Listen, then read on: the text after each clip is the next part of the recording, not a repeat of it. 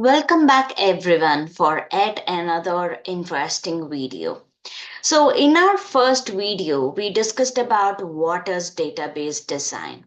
We just spoke about different steps to be followed in order to go with the database design. So now from this video onwards, we are going to see a real case study and we are going to take up this business scenario as our requirement. And in this video, we are going to do the first step of database design, which is the requirement analysis. So once when we do the requirement analysis, once when we understand the requirement, the next step, the next video is going to be on identifying entities, attributes, and relationships for this particular business scenario. And once when that is done, based on that identified entities, attributes, and relationships, we will go ahead and draw the ER diagram for this online tutoring system and then normalize those tables and come up with one stable set of tables. So when you look at this case study and see how we come up with the every single step of database design, you can apply the same logic. You can apply the lessons that you learned on any case study that is given to you. So let us move on.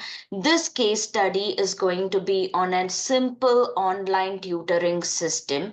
So I've taken Code Plus Tutors as example. So Code Plus Tutors is our client and we are going to do the online tutoring system for them. So let us look at the business scenario. I've just kept it as simple as possible so that we can concentrate more on the techniques applied.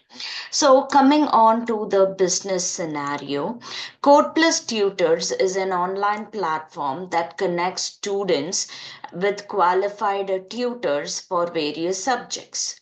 The platform allows students to enroll in multiple tutoring sessions conducted by the tutors. Each session has a schedule, fee, and a specific tutor assigned. Students are required to make full payment for each session before attending it. The system tracks all interactions between students, tutors, and sessions to ensure efficient management and reporting. So when we go and approach the client gives us a business scenario, and this is the scenario given to us. Based on this, we have to do the requirement analysis.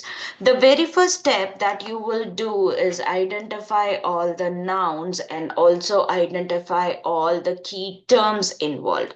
So let us scan through this requirement one more time and identify the nouns and the key terms involved, which we might have to concentrate on.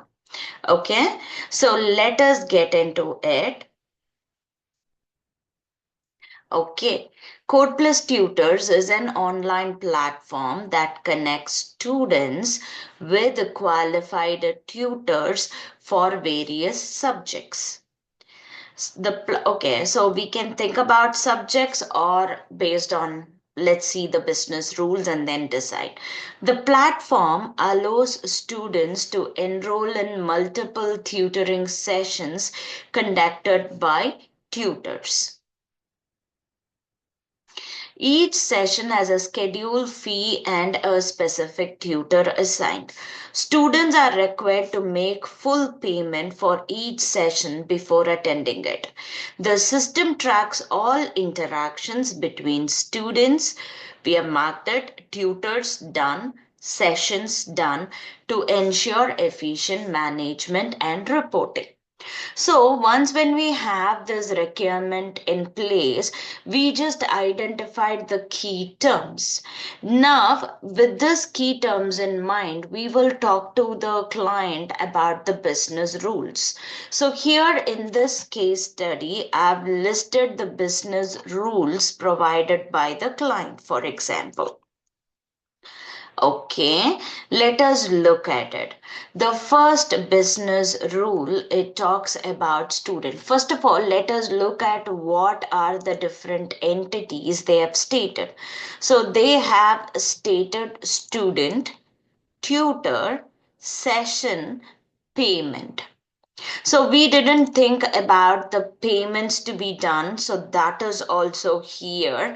And we marked the subject. They did not specify subject as an entity, but as an area of expertise.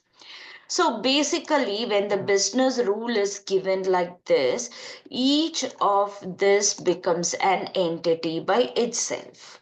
So they have given us four entities straightforward. Let us look at these entities and what business rules they have. Each student has a unique identifier, name, email, password, address, and phone number. This unique identifier is going to be your primary key. So I will also post a video on what is primary key and what is foreign key. You need to watch that video before we get into the next step, which is identifying entities, attributes, and relationships. Okay, so each entity will have a unique identifier. So when you say student, the student ID would be the unique identifier, name, email, password, address, and phone numbers. And so when you talk about these business rules, you have to focus on three things. First thing is, what are the entities that they have stated? The second one you will focus on is what are the attributes for each entities, and then you will focus on the relationships. We will be writing them down, filtering them down in the next video, which is on identifying entities, attributes, and relationships. But this video is to get a fair understanding on the requirement. So here, based on what they have done, it is clear to us that student, tutor, session, and payment are four upfront entities that we have. And for each entity, when they talk about what all it contains, these are the attributes of a particular entity. Okay. Now, students can enroll in multiple sessions. So, and then a student must pay the full session fee before attending. See, this is where your payment is getting involved. And these two, they talk about the relationships. They give us a hint about the relationships. So, what is a relationship? When we have entities, the entities are connected to each other through relationships. We already had a video on what is cardinality ratio.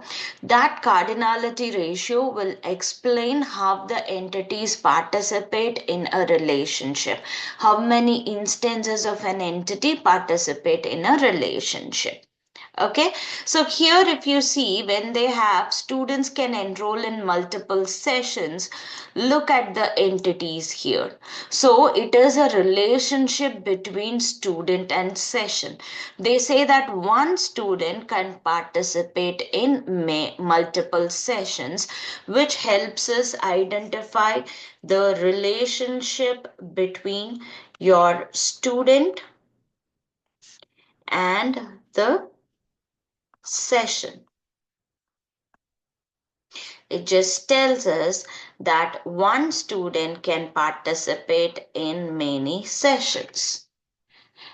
And when they say a student must pay the full session before attending.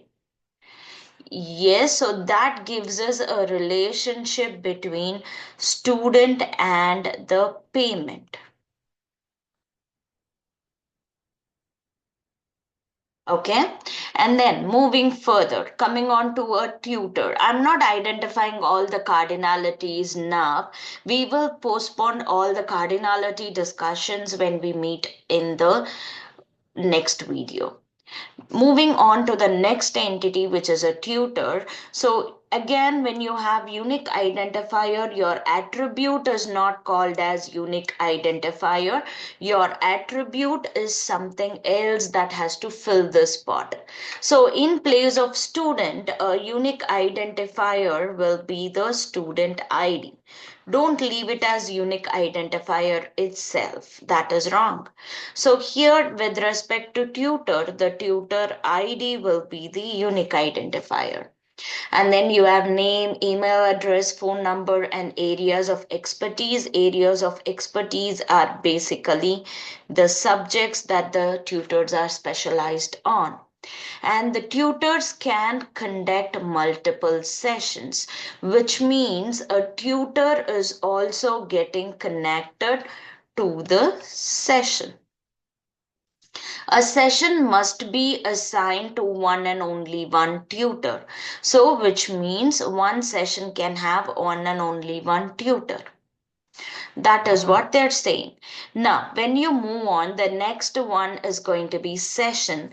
Each session has a unique identifier, schedule, duration, fee, and description.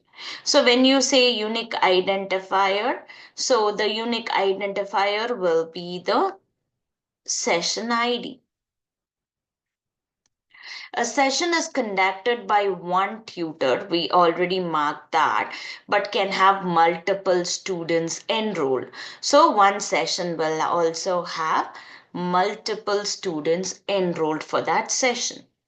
So that is what is given. Now let us go down and look at the remaining information given to us. So for that reason, I am erasing this board. Now let us go down. Session must have a defined start and end date.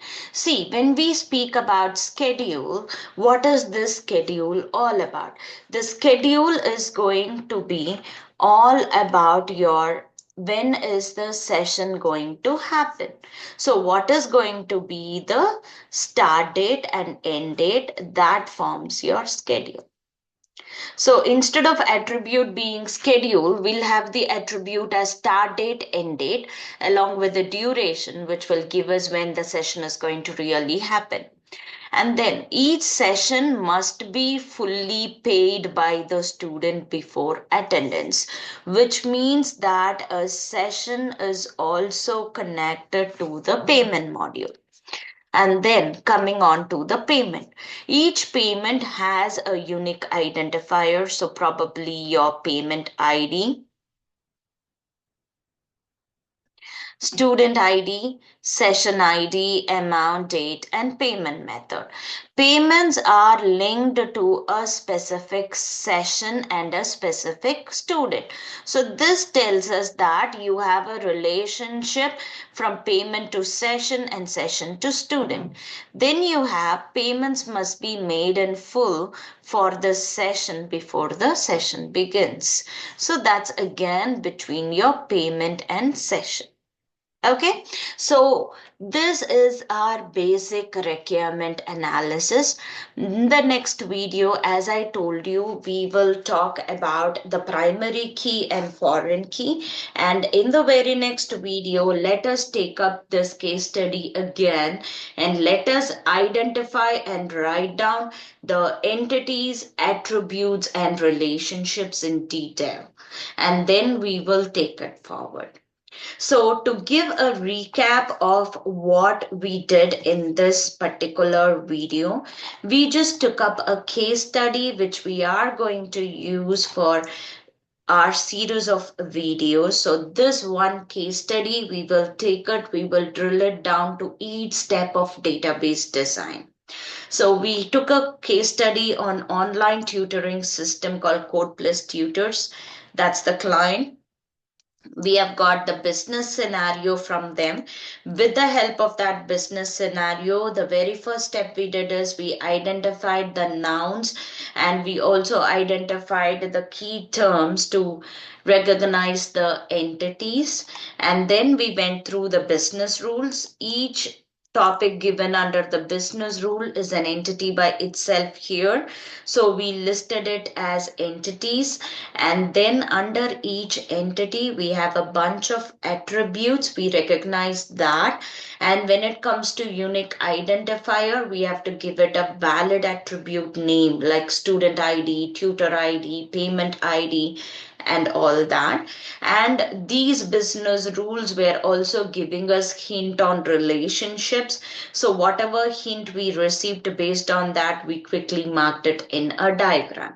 So this is what we have done.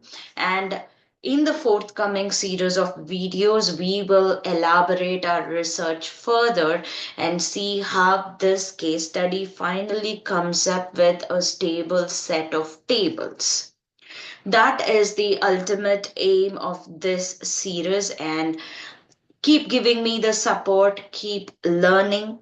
Feel free to let me know if you have any clarifications. Feel free to let me know if these sessions are useful to you. I'll meet you soon in at another interesting video to give you more insights on database design. Stay tuned. I'll see you soon. Bye bye.